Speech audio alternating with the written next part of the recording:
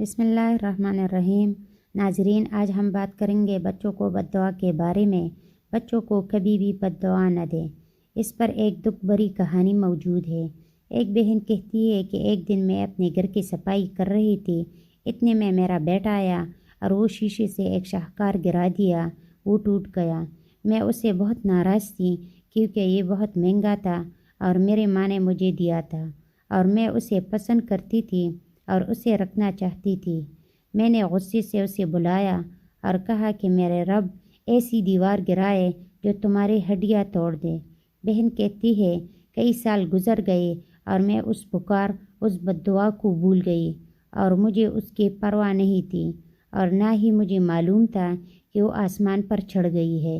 میرا بیٹا اپنے بھائیوں اور بہنوں کے ساتھ پلا بڑھا اور وہ میرے دل میں میرے بیٹوں میں سب سے زیادہ پیارا تھا اور میں اس کو ہوا لگنے سے بھی ڈرتی تھی اور میرے لیے اپنی بھائیوں اور بہنوں سے زیادہ نیک تھا۔ اس نے تعلیم حاصل کی، گریجویشن کیا، ملازمت حاصل کی اور میں اس کے لیے بیوی تلاش کر رہی تھی کہ اس کے والد کی ایک پرانی عمارت تھی اور وہ اسے گرا کر دوبارہ تعمیر کرنا چاہتے تھے۔ میرا بیٹا اپنے والد کے ساتھ عمارت کی طرف گیا اور مزدور منہدم کرنے کی تیاری کر رہے تھے اور اپنے کام کے درمیان میرا بیٹا اپنے والد سے دور چلا گیا اور کارکن نے اسے نوٹس نہیں کیا تو دیوار اس پر گر گئی۔ میرا بیٹا چیخا اور پھر اس کی آواز غائب ہو گئی۔ کارکن رک گئے اور سب پریشان اور خوفزدہ ہو گئے۔ انہوں نے بڑی مشکل سے اسے دیوار ہٹائی اور ایمبولینس آئی اور اس کا جسم لے جانے کے قابل نہ رہا تھا کیونکہ شیشے کی طرح گر کر ٹوٹ گیا تھا، تو انہوں نے اسے بڑی مشکل سے اٹھایا اور انتہائی حفاظت میں منتقل کیا۔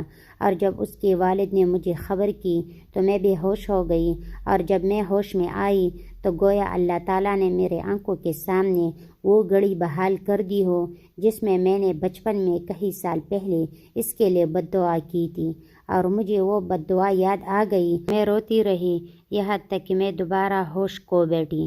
جب اسپتال میں مجھے افاقہ ہوا تو میں نے اپنے بیٹے کو دیکھنے کے لیے کہا۔ میں نے اسے دیکھا اور کاش میں نے اسے اس حالت میں نہ دیکھا ہوتا۔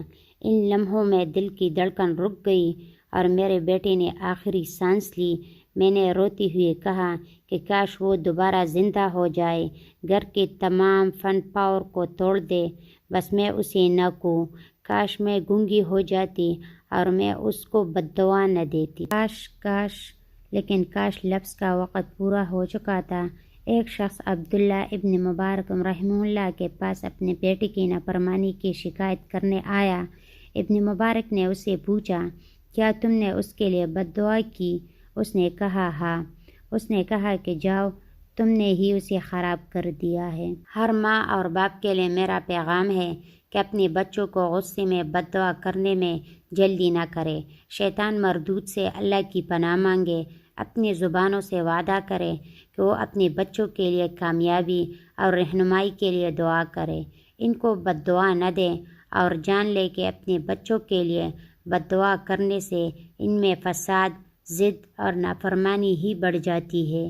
اس نافرمانی کی شکایت کرنے والے سب سے پہلے آپ ہیں جنہوں نے ان کے لیے بد دعا کرنے میں جلدی کی۔ اپنے بچوں کو بد دعا نہ دیں بلکہ اللہ تعالیٰ سے ان کے اصلاح اور رہنمائی کے لیے دعا کریں، اور جب آپ اپنے بچوں کو خوش ہوتے اور کھیلتے ہوئے پائے تو ان کے لیے یہ دعا مانگیں کہ اللہ، میں تجھ سے دعا کرتی ہوں کہ انہیں جنت میں خوش رکھنا جیسا کہ تو نے انہیں دنیا میں خوش رکھا ہے۔